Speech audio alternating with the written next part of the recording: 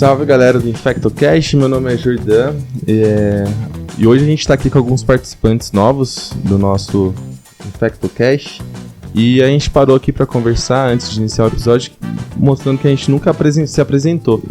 Então hoje a gente vai se apresentar aqui, aproveitar que tem gente nova. Meu nome é Jordan, eu sou infectologista formado pela Escola Paulista de Medicina, recém-formado na verdade, né? Tenho um mês aí de infectologista, sou de Cuiabá, vim para São Paulo fazer a residência. E quem é você, Lino? Fala galera, eu sou o Lino, sou lá de Itabaiana, Sergipe, formado pela Universidade de Tiradentes e Aracaju. Sou o atual R1 do Hospital das Clínicas da Faculdade de Medicina da USP, R1 da Infecto. E é um prazer estar aqui, eu gosto muito dessa parte de educação médica. Sou um grande ouvinte de podcasts e espero poder contribuir aí para o nosso podcast. E aí galera, eu sou Felipe, sou R3 de Infectologia do HC da USP. Sou daqui de São Paulo mesmo, formado no interior de São Paulo e agora não, né? Mas já há 2 anos fazendo residência aqui em São Paulo. E é isso aí, pessoal. Tem mais gente que não tá no episódio de hoje. Tem o Klinger, a Gabriela, tem a Carol, que é uma colega nova também, que vai contribuir com a gente. E tem o William. Então aí nos próximos episódios eles se apresentam. Mas hoje vamos para o que interessa. Hoje a gente vai falar sobre meningites agudas, principalmente aí as meningites bacterianas. E a gente escolheu esse tema porque agora, dia 24 de abril, é o Dia Mundial da Meningite, né? Na verdade, do combate à meningite, né? A meningite não merece um dia só para ela, mas sim do combate a ela. Então, pensando nisso, nessa semana a gente preparou esse episódio especial para vocês. A gente vai começar falando sobre a introdução, né? Como todo bom episódio. E o que é meningite aguda? Qual que é a definição disso, Lino? Tá, a meningite é a inflamação das meninges, certo? E ela é identificada por um número, uma contagem anormal de leucócitos no líquor.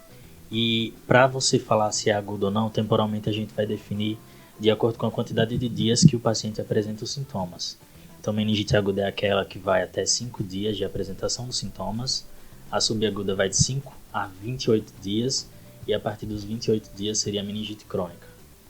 E aí, pensando nisso que o Lino falou, a gente tem que começar a pensar de como que as meninges elas inflamam, né? E o mecanismo fisiopatológico da inflamação das meninges ainda é algo que é muito estudado e a gente não tem respostas muito evidentes de como é realmente, né? Mas pensando num processo de uma meningite aguda e essa inflamação que a gente está falando, a gente vai pensar sempre numa inflamação baseada em um patógeno, seja ele viral, bacteriano, protozoários, chegando ali e causando essa inflamação na meninge. E é importante a gente diferenciar temporalmente, né, entre subaguda, aguda e crônica, pensando nesse diagnóstico etiológico, porque a clínica muda bastante, né? Geralmente o quadro mais agudo é o paciente que tem uma doença mais grave, né? Muitas vezes não dá nem tempo da gente diagnosticar a meningite do paciente. E por outro lado, aquela meningite crônica às vezes acomete mais o paciente imunocomprometido, são causados por bactérias ou micobactérias ou fungos, que são agentes mais fastidiosos, né? Então ter essa relação temporal é fundamental para nos guiar aí no raciocínio clínico. E é importante a gente diferenciar também, né, meningite de encefalite. O que é encefalite?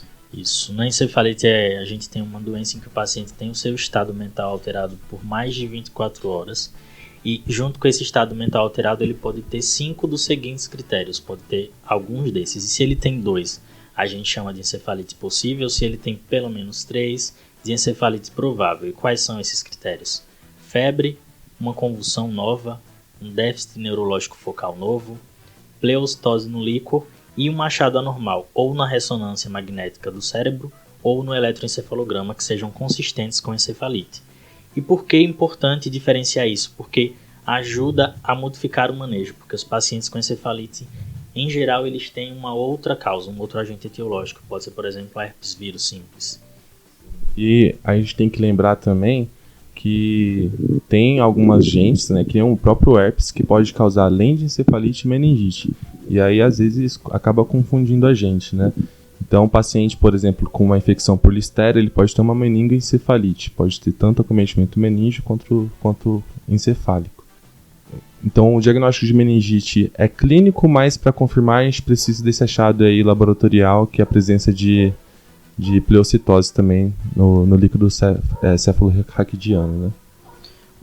Só acho que uma outra coisa importante a ser levantada é falar também da meningite asséptica, que é aquele paciente que tem um quadro clínico de meningite, ele tem pleocitose no líquor, mas a cultura, a hemocultura e tanto a cultura do líquor são negativas, né?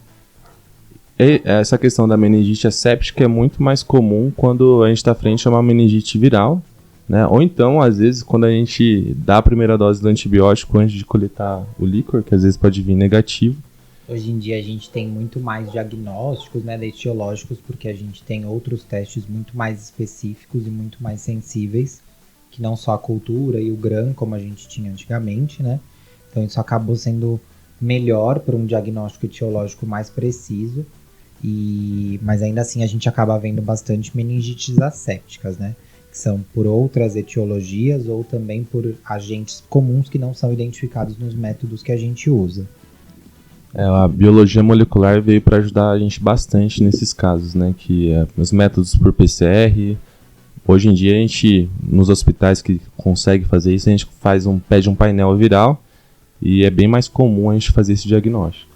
E até mesmo além do painel viral, painéis moleculares para as próprias bactérias, né? Sim. Porque quando você faz o antibiótico, você vai esterilizar o líquor em relação à cultura. Na cultura ele não vai crescer mais, não tende a crescer porque diminui a carga de bactéria ali, o número de unidades formadoras de colônia por ml, mas certos antígenos, certos fragmentos da bactéria ainda vão poder ser detectados molecularmente. E em relação à etiologia, o que a gente tem aí para falar? Então, quando a gente pensa numa meningite, a gente sempre tem que pensar ela fragmentada não só na etiologia, seja ela um organismo viral, um micro-organismo bacteriano, protozoário, ou pensar também em quem está sendo afetado por essa meningite. A idade do paciente, as comorbidades do paciente, tudo isso precisa ser muito levado em consideração, porque de acordo com essas características a gente pode pensar mais em uma bactéria ou num vírus em relação a outro tipo de bactéria ou vírus. Estou falando aqui mais bactéria e vírus porque a gente sabe que a maior parte das meningites agudas são causadas por vírus, né? Dentre esses vírus, alguns deles a gente não consegue identificar. Dentre os vírus todos, o mais prevalente são os enterovírus, que são causadores de meningites virais. Mas pensando também em uma meningite que a gente vai ver bastante no pronto-socorro e na vida cotidiana, são as meningites bacterianas mais prevalentes. Lino, como que a gente pode pensar, pensando em idade por micro-organismo? Então, começando a separar aqui das causas bacterianas, os neonatos, eles geralmente são infectados, eles têm meningite por patógenos presentes no trato gastrointestinal materno e no trato genital materno, que seriam principalmente o Streptococcus do grupo B, o Streptococcus agalacti e a Escherichia coli. Esses são os dois mais comuns, mas pelo estado de imunodepressão dele, um outro também muito recorrente seria a Listeria monocytogenes. Quando a gente vai para as crianças acima de 2 anos e para os adultos em geral, aí outros patógenos ganham mais força, que seriam o Haemophilus influenzae, a Neisseria meningitidis e o pneumococo, o Streptococcus pneumoniae. Acho que é interessante de falar, isso que o Lino levantou, que quando a gente pensa que uma criança, um bebê, na verdade, um neonato é colonizado pelas bactérias da mãe e tende a ter mais infecções por esses germes, não são só crianças em via de parto normal, né? As crianças que nascem com via de parto cesárea, elas também são colonizadas por translocação bacteriana. O líquido amniótico, ele não é um líquido plenamente estéril, né? A partir do momento em que você tem ali pequenas rupturas e a criança ela já vai começar a ser colonizada desde o intraútero mesmo, né? É claro que ela vai ter uma exposição muito maior quando o canal vaginal é colonizado, né, da mãe, tanto que existe até um exame que a gente faz, uma pesquisa, né, para saber se a mãe é colonizada com o estrépito do grupo B para fazer a profilaxia para essa criança no parto. mas também essa criança já pode ser colonizada por outros micro-organismos aí. Mas ainda assim, mesmo com essa profilaxia, um dado interessante que eu vi é que ela não consegue diminuir o número de infecções estreptocócicas no recém-nascido no geral. Ela só diminui as infecções precoces, que seriam aquelas até 5 dias de vida. Mas o número de infecções tardias é mantido pelo estreptococo do grupo B. Mas ainda falando sobre etiologia, né? Como já foi falado das meningites virais, muitas vezes a gente acaba não diagnosticando, né? Às vezes uma enterovirose vem acompanhada de uma cefaleia, só que é uma doença autolimitada, benigna, e às vezes a gente nem coleta o líquor. Então, quantas meningites virais a gente já deixou aí passar? Então, só paciente que estava com uma virose, com um pouquinho de dor de cabeça, se você coletasse o líquor daquele paciente, não tem indicação, mas se coletasse teria um pouquinho de celularidade alterada, mas isso tudo é autolimitado. Tá? Então, agora que a gente está na pandemia, e muita gente questiona, tem um movimento antivacina aí forte, né? A meningite bacteriana é um exemplo fundamental, assim, importante para a gente entender a importância das vacinas. Antigamente, a Haemophilus influenza do tipo B era responsável por praticamente 50% das meningites bacterianas nos Estados Unidos, e hoje, depois da vacinação em massa, né, é muito, muito raro a gente encontrar uma meningite por esse agente. Não só nos Estados Unidos, aqui no Brasil também. Eu nunca vi, por exemplo, e espero não ver. Fora que essa vacinação, além de prevenir a aquisição dessa doença, a mortalidade da meningite por hemófilos é uma mortalidade muito alta, que chegou em algumas épocas a 100%, era um diagnóstico de morte. Antes da introdução da era dos antibióticos, e com a introdução da vacina isso caiu ainda mais, né? E com as outras bactérias, né, o próprio pneumococo e a meningite, lógico, né, o pneumococo existem várias cepas, mas as cepas que são contempladas pelas vacinas que estão no nosso calendário vacinal, depois de introduzido, houve uma mudança aí do perfil dos agentes mais prevalentes e causadores de meningite.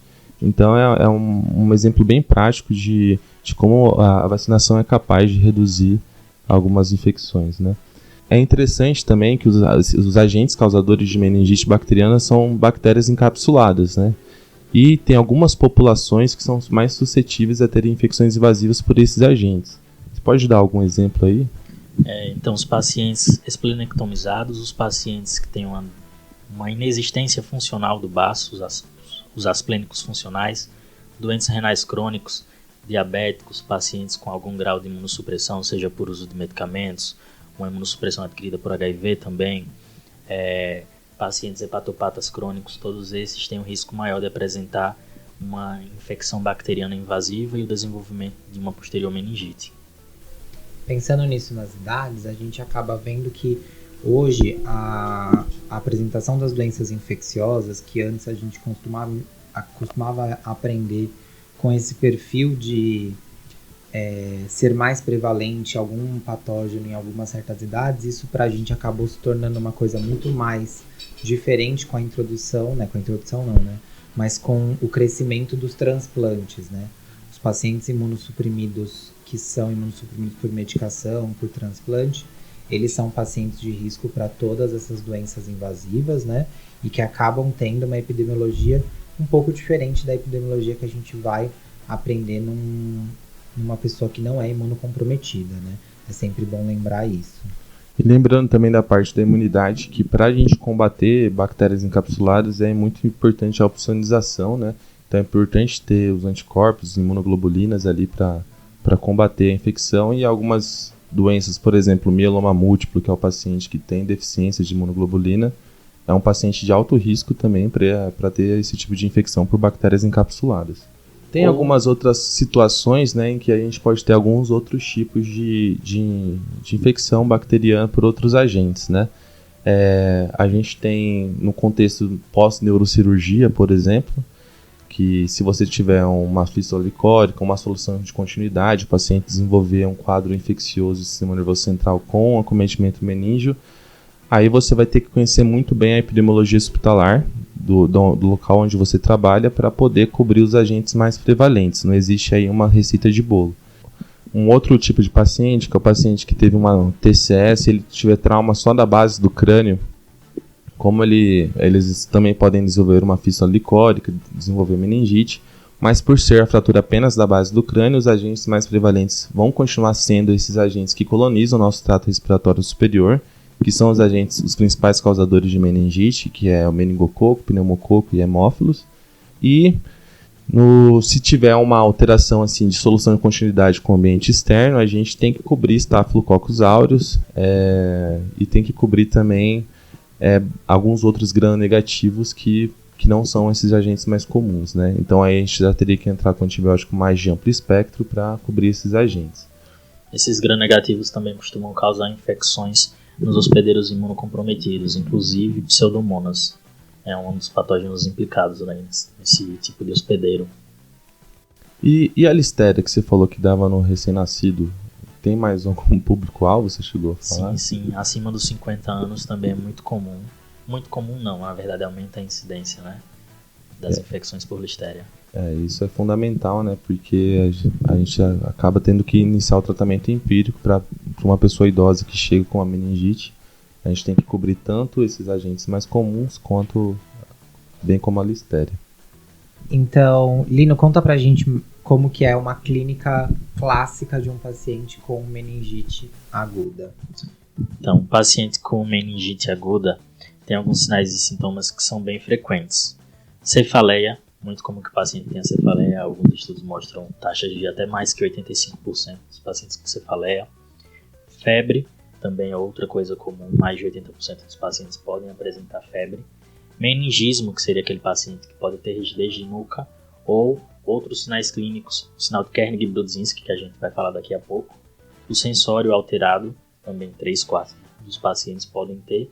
E outros sinais e sintomas às vezes menos específicos, tipo vômito, anorexia, fotofobia. E alguns deles têm sinais neurológicos, né? Até 30% dos pacientes podem apresentar convulsões, de 10 a 30 mais ou menos achados neurológicos focais, e alguns pacientes podem evoluir com sinais de hipertensão intracraniana, que tendem a ter um prognóstico um pouco mais grave. Uma coisa que é importante da gente falar da clínica é que essa tríade clássica, né, de febre, cefaleia e alteração de status mental, ou sinais de meningite, são encontrados em apenas 2/3 dos pacientes, então a gente não vai esperar todos os sinais em todos os pacientes. Isso é importante porque muitas vezes a gente vê um paciente no pronto-socorro chegando com quadro de febre, a gente não consegue diagnosticar e às vezes deixa de coletar o líquor só porque o paciente não tem meningismo, por exemplo. E numa febre de origem determinada, no paciente grave, é de bom tom a gente coletar porque essa tríade clássica não vai estar presente em todos os pacientes, mas pelo menos um sinal desses vai estar pelo menos presente em 100% dos pacientes. Então também, se o paciente não tiver nem febre, nem meningismo, nem alteração de nível de consciência, você pode descartar a meningite. Além disso, existem alguns outros sinais e sintomas dos pacientes que têm infecções por alguns micro-organismos específicos. Então, quando o paciente ele tem uma infecção por meningococo, eu posso ter uma outra manifestação que é a meningococcemia. A meningococcemia ela pode se manifestar com e sem meningite, isso é importante a gente deixar claro, e a meningite por meningococo ela também pode acontecer com e sem meningococcemia. A meningococcemia normalmente é um quadro muito sistêmico, muito rápido, de uma evolução muito abrupta e que se não tratada corretamente, em pouco tempo ela evolui a óbito, né? Esse quadro é um quadro normalmente cutâneo, evoluindo com petequias à distância, é um quadro sistêmico de uma inflamação sistêmica e uma endotelite sistêmica, na verdade, né, que vai acontecer nesse paciente. Os pacientes com infecção por pneumococo também podem se mostrar com outras infecções concomitantes ou com infecções pregressas. Por exemplo, teve uma dor de ouvido na semana passada, uma dor de garganta, uma sinusite, uma pneumonia, que pode ter feito com que esse pneumococo fizesse uma bacteremia e chegasse até as meninges inflamadas, causando uma meningite. A listéria também pode ter uma tendência maior a apresentar convulsões e déficits focais precocemente no início da infecção. Tem ataxia, paralisia de nervos cranianos, nistagmos, também é uma das manifestações dessa listeriose da infecção.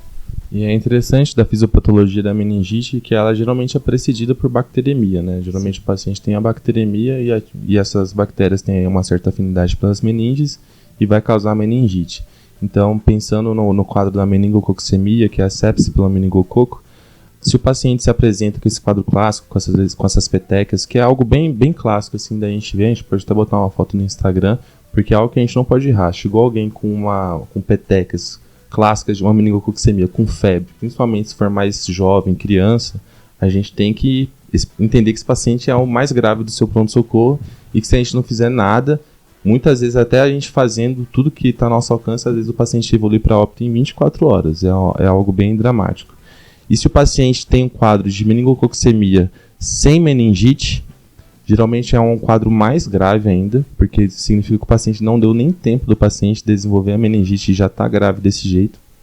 Outra coisa que pode acontecer é uma insuficiência adrenal, né? Então o paciente pode ter aquela síndrome de Waterhouse-Friderichsen, desculpem o meu... Clinicou muito agora. E que é o paciente que vai chegar com uma insuficiência adrenal, chocado, e é um quadro mais grave ainda. Que acontece por necrose mesmo das adrenais, né, por hemorragia da adrenal, e é um quadro extremamente grave. A mortalidade aí beira os 100%. Outra coisa que é o pneumococo. Na verdade, que todas as bactérias que causam meningite podem causar fenômenos vasculares, né? Muitos pacientes, ao longo aí do tratamento, vai desenvolver vasculite, com inclusive uma síndrome isquêmica associada, e especialmente para o pneumococo. No Mandel, que é o Tratado de Infectologia, que a gente deu uma lidinha para conversar com vocês, ele cita que cerca de 25% dos pacientes podem desenvolver um fenômeno vascular trombótico ao longo do quadro de meningite. E os pacientes com infecção por pneumococo é mais de 30%, quase 40% aí pode ter algum fenômeno do tipo, algum fenômeno vascular. Então isso é muito grave. E tem algo que a gente aprende lá na semiologia, nos primeiros anos de faculdade, que é o sinal de Kern em Brudzinski. Falem aí um pouco sobre esse sinal. Então, o sinal de Brudzinski, o paciente em posição supina, quando você flete o pescoço dele, ele apresenta uma flexão meio que reflexa das pernas por conta de dor, da irritação das meninges. Já o Kernig também, feito com o paciente em posição supina, com sua coxa fletida sobre o abdômen e o joelho fletido, você vai fazer um estiramento passivo da perna e o paciente vai apresentar uma resistência e dor. Mas como o Jordan tinha falado no início, esses sinais são muito pouco frequentes, certo, nos pacientes, então a ausência deles não descarta a meningite e eles têm uma sensibilidade de apenas 5%. Eu fiquei chocado com essa informação, né? Muito a gente pouco mesmo. Aprende tanto isso, a gente leva isso tão para a vida. Na prova prática de neurologia vale. Na prova prática é 100%, às vezes vai cair, mas na vida é 5% apenas. Os pacientes com meningite vão ter sinal de Kern e Brudzinski. E ele fala também no livro que irritação meníngea, rigidez de nuca, às vezes é presente apenas em 30%. Então, às vezes, se você não coletar um líquor só porque o paciente não tem irritação meníngea, você vai estar comendo bola, às vezes, em 70% das vezes. Isso é uma informação que me deixou bastante chocado aí. Imaginem quantos diagnósticos a gente não deixa passar, às vezes, né? Sim. Então, já falando de diagnóstico, né? Como que a gente faz? Só para falar mais uma coisa da clínica, também às vezes pode ocorrer paralisia de nervos cranianos, né? Sim. E por acometimento se tem um exudato aí no espaço subaracnoide, às vezes você pode ter tanto convulsão por conta disso e alguns sintomas de paralisias de nervos cranianos. E isso é um sinal de que o paciente tem tá com hipertensão intracraniana, então é um sinal aí de marcador de gravidade. Tá bom? Então, agora eu acho que a gente já falou pelo menos a maioria das coisas, né, da parte da clínica. Vamos falar sobre o diagnóstico. Então, o diagnóstico de uma meningite, como a gente vem falando, para eu saber uma inflamação da meninge, eu preciso diagnosticar a clínica e depois eu vou precisar coletar um líquor, que é a realização da punção lombar ou occipital da coleta de líquor. E a partir dessa coleta de líquor, eu vou analisar alguns parâmetros para poder me direcionar para uma meningite de etiologia mais viral, mais bacteriana, fazer a pesquisa direta ou fazer a pesquisa através de PCR, de cultura, para ver se eu consigo filtrar o meu diagnóstico. Mas aí, antes de falar da coleta, a gente tem que falar que existem pacientes que eu tenho que contraindicar essa coleta de líquor. Lino, quais são os critérios que eu tenho que analisar antes de fazer uma coleta de líquor? Eu preciso fazer exame de imagem para todo mundo? Então, nem todos os pacientes vão precisar fazer exame de imagem, tá certo? Quais seriam esses pacientes que precisam de pelo menos uma tomografia antes de fazer a coleta do líquor diante de uma suspeita de meningite bacteriana? Seriam os pacientes imunocomprometidos, os pacientes que têm a história de alguma doença do sistema nervoso central, de uma infecção antepassada, de uma tumoração, os pacientes que apresentam convulsão ou algum déficit neurológico focal, aqueles pacientes que estão mais rebaixados, o Mandel traz um Glasgow abaixo de 12 ou 10, pacientes com sinais de hipertensão intracraniana, por exemplo, papiledema. Nesses pacientes aí seria importante você fazer uma tomografia antes para minimizar o risco de ele apresentar uma herniação pós-punção licórica. E então a importância de fazer o fundo de olho antes para saber se o paciente tem papiledema, só que o problema é que é algo meio difícil, né, para quem não tem esse costume de realizar. Então acaba que se você não tiver um neurologista, um oftalmologista aí no serviço que tenha bastante prática, para você ter a coragem de fazer um fundo de olho sem ter a prática e garantir que o paciente não tem papiledema é muito complicado. Pensando nisso, né, hoje em dia está na moda aí o ultrassom. Dá para fazer ultrassom de bainha de nervo óptico, que quando você tem um aumento da bainha do nervo óptico, tem uma predição aí muito boa, uma sensibilidade muito boa de que o paciente talvez tenha uma hipertensão intracraniana. Então é mais uma ferramenta aí que está disponível para a gente. Então beleza, a gente fez, o paciente não tem papiledema, nenhum critério para fazer a tomografia, ou então fez a tomografia e não tinha nenhuma contraindicação aí de fazer a punção licórica. Você fez a punção licórica, o que você faz com o resultado? O que você analisa aí, Lino? Então, lembrar que a análise tem que começar desde a realização do procedimento. Então, a gente tem que medir a pressão de abertura durante essa punção. Geralmente, esses pacientes com meningite bacteriana aguda têm uma pressão de abertura elevada, que seria um valor maior que 20 centímetros de água, certo? Analisar também o aspecto do líquor, a cor dele, se ele está muito xantocrômico, se ele está muito amarelado, se ele está no aspecto que deveria estar, que é aquela água de rocha bem transparente ou não. E aí, depois de coletado o líquido, a gente vai mandar ele para o laboratório e vamos pedir o quê?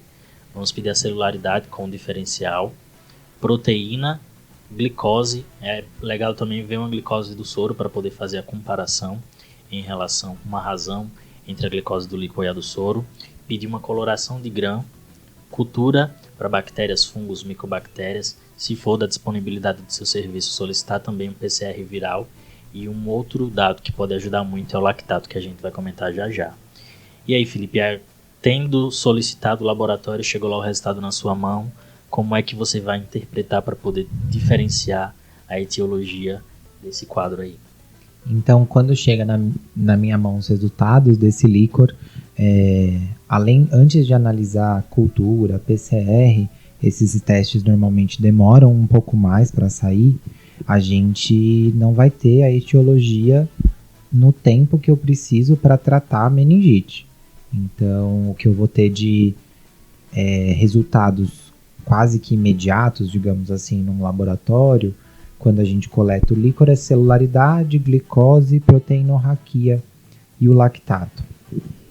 No caso da celularidade, para uma meningite aguda bacteriana, eu sempre vou pensar numa celularidade muito aumentada. Então, pensando o que é um muito aumentado, né? No normal, a gente tem até 4 células no líquor e a celularidade numa meningite bacteriana, ela pode chegar acima de 1000 células na contagem global do líquor, normalmente bacteriana, um predomínio de polimorfonucleares, diferente da viral, que normalmente é mais linfo, mono e tem uma celularidade ali em torno de 100, 200, normalmente não passando de 500 células. Agora, um dado interessante é que aproximadamente 10% dos pacientes com meningite bacteriana têm a sua pleostose às custas de linfócitos, certo? Esse dado aí vai ser mais importante nos pacientes que têm meningite neonatal por bacilos gram-negativos e nos casos da meningite causada pela listéria. Até 30% dos casos de listéria têm uma meningite com pleocitose às custas de linfócitos.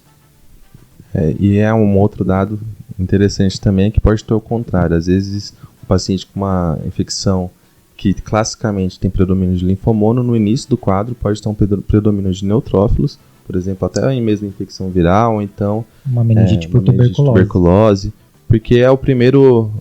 A gente sempre tem que pensar na imunologia, exato, né? Quem chega primeiro. Quem chega primeiro é o neutrófilo. Aí depois, se você coletar ali em 48 horas, fazer uma nova coleta, provavelmente vai ter mudado para um predomínio de linfomono. O paciente, ele é uma fotografia, né? A coleta do líquor é uma fotografia daquele momento que ele tá. Então a gente tem que sempre pensar qual é o momento da história clínica que a gente acabou pegando ele ali para diagnosticar isso e não ficar só decorando que bacteriano é polimorfo nuclear e que viral é linfomono, porque as pessoas apresentam-se de formas diferentes para a gente nessas manifestações. E uma outra coisa que acontece não raro, assim, né? Às vezes não tá fácil ali para fazer o líquor, o paciente está muito grave, chocado. Você tem que iniciar realmente o antibiótico ali na primeira hora, não pode postergar se você não está conseguindo fazer os procedimentos diagnósticos. E embora seja sempre importante tentar realizar antes da primeira dose do antibiótico, mas depois que iniciou a antibiótico terapia também você pode ter um predomínio de linfomono e não mais um predomínio de neutrófilo.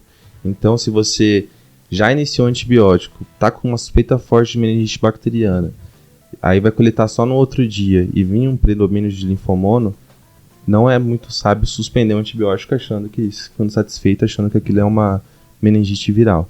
Eu acho que isso é um dado importante também. E continuando os outros parâmetros, a gente tem também as proteínas. Muito comum que esses pacientes tenham uma proteína raquia bem importante, níveis acima de 100.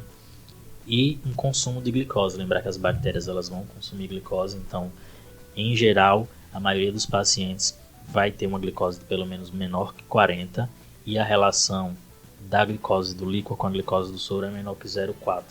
É importante a gente lembrar que existem valores normais desses parâmetros no líquor, então, como eu falei, da celularidade até 4 células, né? Das proteínas, a gente tem, quando é coletada na região lombar, que é o que a gente mais coleta, é até 40 de proteínas. Conforme a gente vai subindo, então, se você coletar na região pré-occipital ou diretamente ventricular, essa quantidade de proteínas vai caindo para 30 pré-occipital e 25 na região ventricular. E a glicose, como o Lino falou, a gente tem a glicorraquia sendo 2/3 da glicose sérica. Então, a partir disso é que a gente determina um valor de corte, se está aumentada ou, no caso, se está normal ou diminuída ou muito consumida.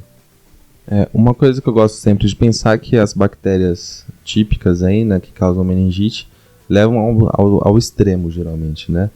Quando é uma micobactéria, uma meningite viral, geralmente é tudo bobinho, às vezes uma sífilis também, às vezes vai ter um pouquinho de consumo de glicose, uma proteína mais ou menos tocada, não vai ser nada tão importante. Se está muito consumida, já vi glicose de 2 assim, no líquor, o paciente geralmente é infecção bacteriana mesmo. Outra coisa que é sempre importante pensar, não só na parte diagnóstica, mas também na parte clínica, é que paciente imunossuprimido é um capítulo à parte, né? A gente tem que sempre lembrar disso, que às vezes o paciente imunossuprimido vai ter menos sintomas, porque ele não vai ter tanta inflamação da meninge, e por consequência, por não ter tanta inflamação, às vezes pode ter um líquor um pouco menos tocado, mais inocente, e nem por isso você também vai deixar de pensar nessas infecções. O que mais que tem de parâmetro aí, Lino? Um outro dado que pode ajudar muito é o lactato. O lactato tem um ótimo valor preditivo positivo e preditivo negativo para meningite bacteriana. O valor de corte seria 35 mg por decilitro ou 3,8 mmol por litro. Um lactato elevado fala muito a favor de meningite bacteriana. E tem aquele dado que você tinha comentado, Jordan, um pouco mais cedo, da diferença em pacientes neurocirúrgicos, né? Isso aí às vezes é muito complicado. O paciente que está com uma DVE, que está com alguma derivação ventricular e fez uma neurocirurgia recente, e o paciente começa a fazer febre tá internado na UTI, e aí você não sabe se ele tá com febre por conta da ventilação mecânica, se tá com uma pneumonia, com uma ITU, mas ao mesmo tempo ele tem o sistema nervoso central dele invadido, às vezes tem uma fístula licórica, tá com uma ventriculite, é muito difícil você diferenciar. Quando você coleta o líquor desse paciente, é normal ter algum grau de alteração também, porque o paciente naturalmente vai estar com líquor inflamado, e o lactato tem um papel interessante nessas situações, que quando o lactato vem bem elevado, fala a favor de que o paciente tem uma infecção aí associada. Esse dado aí acho interessante também a gente pontuar. E a gente também vai usar os testes para fazer o diagnóstico etiológico, né, Felipe? Então o que é que a gente pode ver aí? Pensando nos testes para fazer o diagnóstico microbiológico, né, a gente tem a opção que a gente teve há bastante tempo, que são as culturas e a pesquisa direta. Então, pensando na meningite bacteriana, a pesquisa direta é a coloração do Gram, né? A gente vai fazer uma lâmina e corar pelo Gram para avaliar a morfologia dessas bactérias. Tem como eu diferenciar a meningite pela morfologia, Lino? Tem sim, então a gente pode ver se o micro-organismo é um diplococo gram negativo, que aí vai ser o meningococo, se é coco gram positivo, que aí a gente pode pensar no streptococo, no pneumococo, que é o mais comum, né? Se ele é em pares ou em cadeias, avaliar se é um bacilo gram negativo, então isso tudo vai nos ajudar muito em decidir qual tratamento a gente vai escolher para esse nosso paciente. Então, só para pontuar bem assim, né? Paciente com diplococos gram-positivos ou em cadeia que está crescendo no líquor, a gente vai pensar em streptococo, principalmente no pneumococo. O paciente com diplococo gram-negativo é meningococo, tá? E o paciente que tem um bacilo gram-positivo, a gente vai pensar em listéria. E o paciente que tem um bacilo gram-negativo, a gente vai pensar em hemófilos influenza. Então, esses são os principais 4 agentes causadores que a gente pode já inferir rapidamente, né, porque é um exame microscópico direto, que tem uma relação com a cultura muito, muito boa. O Lino estava me falando que ele deu que tem a cultura vai confirmar aquele gram em não sei quantos por cento. Você lembra? Tem uma porcentagem? O gram varia mais ou menos de 60% a 90%, enquanto a cultura é de 70% a 85%. Então, é uma faixa de proximidade muito, muito legal. Então, continuando dos testes de diagnóstico etiológico, a gente tem o gram, tem a cultura, né? Nem sempre o micro-organismo vai crescer em cultura, às vezes ele é difícil de crescimento em cultura, então o gram já vai me auxiliar nisso. Eu posso fazer agora, com a era da biologia molecular, os testes PCRs, então os PCRs eu tenho PCRs comuns ou PCRs real-time, que vão dar um diagnóstico mais rápido no tratamento da meningite. Eu tenho diagnóstico por antígeno, de acordo com o tipo de meningite. Eu tenho látex, tanto para bactéria quanto para fungo. Eu tenho... O que mais? O que mais que a gente tem aí? Tem um Maltitoff, né? Se a gente consegue ali assim para aumentar a velocidade de identificação, já diferenciou no gram, você já coloca no Maltitoff, já sabe a espécie do paciente, não, da espécie da bactéria. Então, já com perfil de sensibilidade já. Então a gente tem bastante opção hoje para diagnóstico etiológico das meningites, mas ainda assim, como a gente já tinha falado, ainda existem meningites que a gente não vai ter o diagnóstico etiológico e que a gente vai tratar empiricamente. E esse empiricamente vai de acordo com a clínica, com a epidemiologia do paciente, com as comorbidades e como ele se apresenta para você. Beleza, eu acho que agora a gente já pode ir para o tratamento. Tem mais alguma coisa de diagnóstico para falar? Uma coisa importante é lembrar de além de pedir a cultura do líquor, pedir a cultura de sangue periférico, porque muitas vezes o paciente está com bacteremia e se ele não crescer no líquor, porventura ele pode crescer na hemo e te ajudar. Uma coisa que eu vi também, só pontuando também, é que se o paciente, você está com suspeita de uma meningite bacteriana e você faz um PCR, mas reação de cadeia de polimerase, PCR, proteína C reativa, desculpa, e vem baixa, você teoricamente poderia suspender o antibiótico, porque não é meningite bacteriana. Uma meningite bacteriana, 100% das vezes você vai ter alteração de proteína C reativa. Mas, né, a proteína C reativa é um tema muito polêmico aí. E nos serviços mais ricos tem a Procal. A Procal tem um ótimo valor de corte para valores maiores que 0,2 geralmente indicam meningite bacteriana. Legal. então falar um pouquinho do tratamento, né? Sim. Essa parte do tratamento é algo que a gente vai falar baseado não só na literatura, mas também na nossa prática clínica, né? A nossa literatura ela é basicamente uma literatura mais internacional. Os grandes livros texto, eles trazem realidades de perfis de sensibilidade. Quando a gente fala de infectologia, a gente precisa muito trabalhar epidemiologicamente para saber essa questão do perfil de sensibilidade dos nossos micro-organismos mais frequentes. Então, a gente, além de falar sobre as principais indicações de tratamento, quais são as drogas, a gente vai comentar um pouquinho sobre como que é o perfil de sensibilidade aqui no Brasil e nos serviços onde a gente costuma trabalhar. Isso aí, vamos lá. Então, lembrando que a gente vai separar aqui por faixas etárias e por algumas condições específicas que vão indicar o uso de determinado antimicrobiano em detrimento de outros, tá bom? Então, e qual que é a droga da meningite? Que a gente vai usar praticamente sempre. Ceftriaxona, aquele velho ditado do pelo não pelo sim, Rocefim. Sim. Então, para a maioria das faixas etárias, a ceftriaxona, a cefalosporina terceira geração, é uma boa opção de tratamento. Mas vamos por partes. Então, para os indivíduos menores de 1 mês, começando pelas faixas etárias aqui, a gente tem que lembrar de cobrir os bacilos gram-negativos, a listéria e o estrépito do grupo B. Então, qual regime de antibiótico seria mais apropriado para essa faixa etária? É fazer ampicilina com uma cefalosporina de terceira geração, tipo a ceftriaxona ou a cefotaxima, ou ampicilina com aminoglicosídeo. Então, tem que lembrar que para essa faixa etária específica, esse é o esquema. De um mês de idade, acima de 1 mês de idade, para 50 anos de idade, até 50 anos de idade, na verdade, o regime muda um pouco. A gente vai ter uma cefalosporina de terceira geração, a ceftriaxone, ou a cefotaxima, e aí, a depender do perfil de resistência local, essa é uma polêmica, pode ser adicionada ou não a vancomicina. E por que, Jordan? Então, a gente sabe que quando existe uma resistência intermediária para o pneumococo, a penicilina, a ceftriaxona não seria mais o agente de escolha, a gente teria que utilizar a vancomicina, né? Mas qual que é a questão, né? A gente não é tão rico de dados de resistência na comunidade de pneumococo aqui no Brasil, e essa questão é uma polêmica. Embora as recomendações mais formais recomendem apenas o uso de ceftriaxona, lembrando sempre que a dose de ceftriaxona para tratamento do sistema nervoso central é dobrada.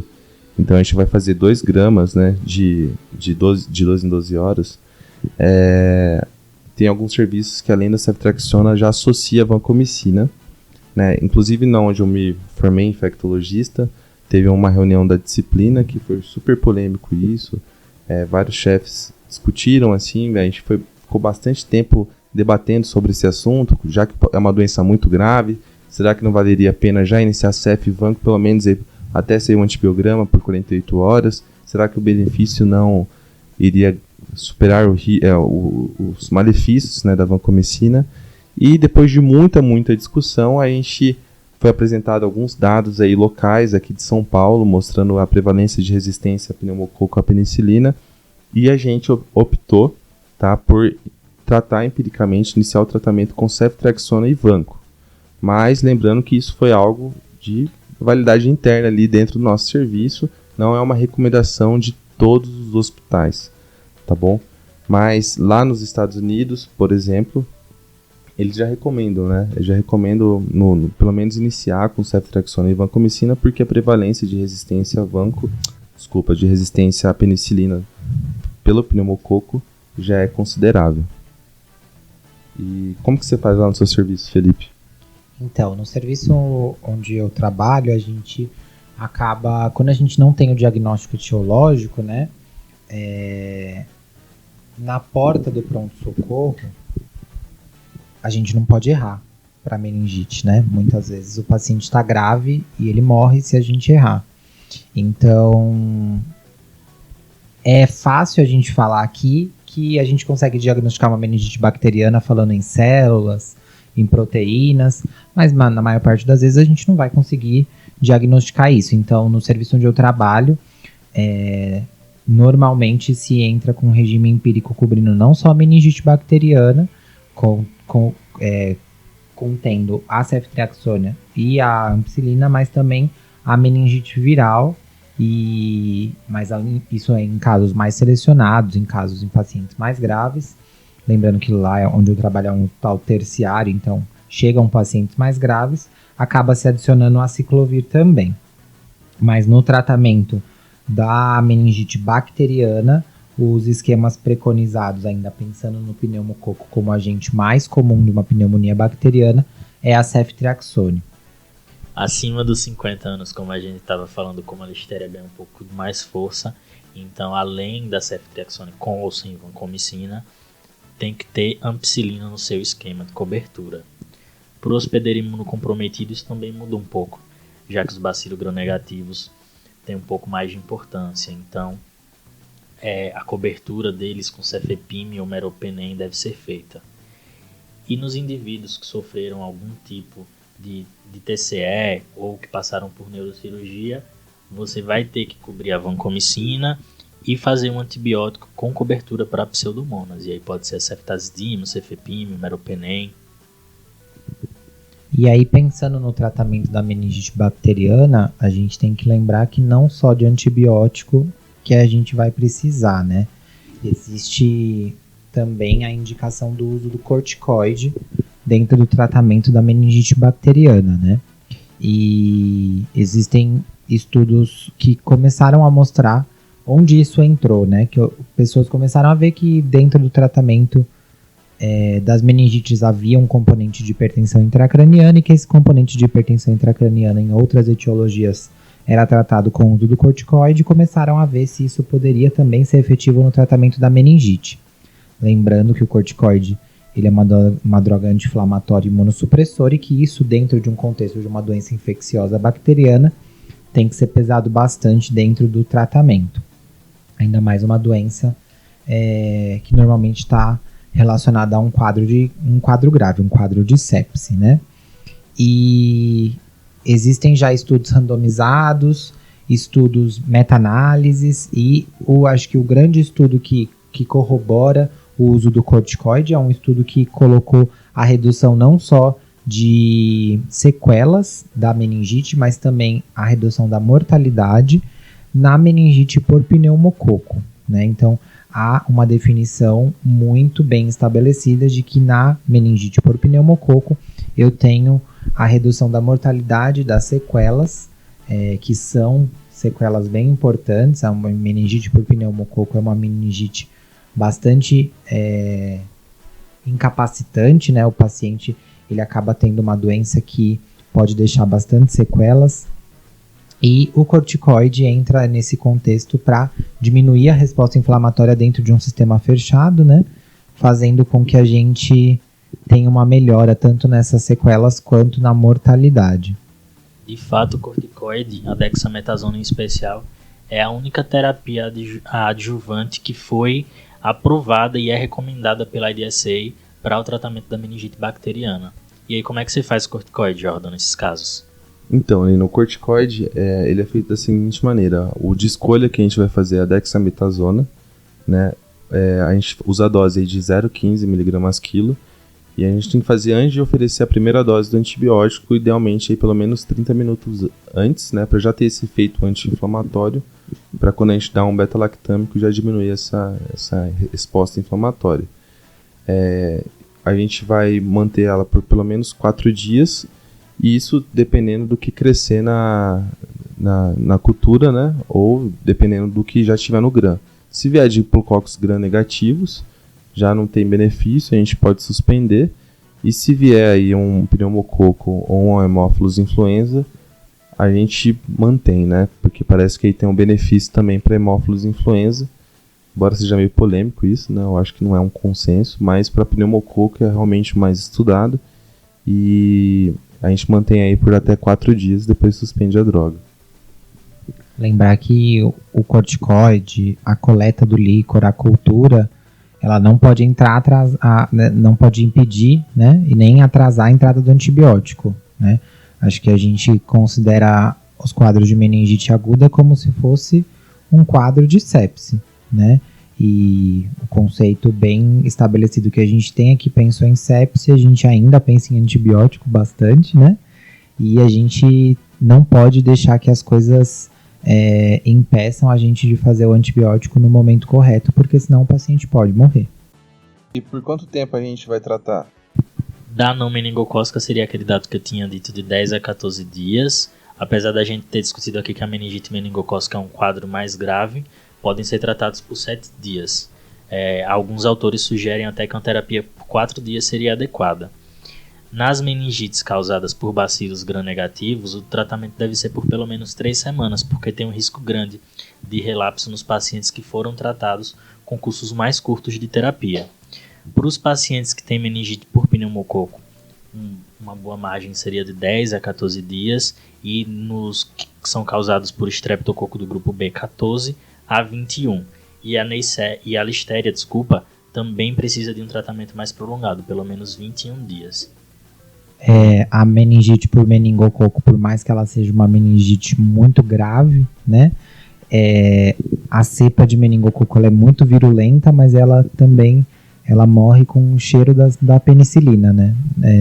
No caso da ceftriaxone, né? Então, ela é muito fácil de ser tratada quando a gente inicia o antibiótico e o tempo realmente não precisa ser mais prolongado. E aí, depois de tratamento, precisa coletar líquido de controle? Aí depende, né? Se o paciente estiver evoluindo bem, estiver tranquilo, não precisa.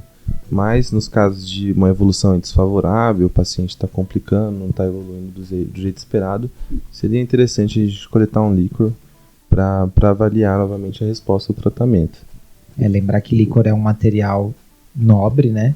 E que a gente não é um procedimento isento de riscos, então, se não precisar, se o paciente estiver evoluindo bem com a terapêutica instituída, não existe uma mandatória de coletar um líquor de controle, até porque as alterações inflamatórias vão persistir mesmo com o uso da terapia correta e com o diagnóstico correto feito.